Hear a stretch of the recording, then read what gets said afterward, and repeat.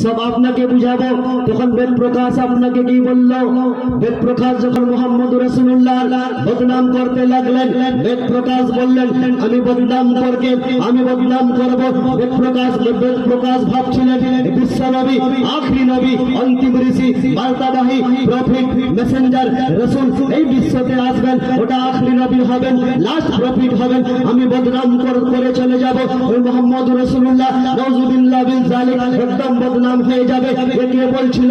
হিন্দুদের বড় পণ্ডিত যার নাম বেদ প্রকাশ উপাধ্যায়, যিনি মহাভারত লিখেছিলেন, যিনি ঋচা সূক্ত লিখেছিলেন। এই পৃথিবী থেকে মোহাম্মদ রাসূলুল্লাহ জন্মের ঠিক 3 বছর আগে ওই বেদ প্রকাশ উপাধ্যায় দুনিয়া থেকে বিদায় নেন। বেদ প্রকাশ উপাধ্যায় বলছিলেন যে আমি এই বদনাম করে চলে যাব।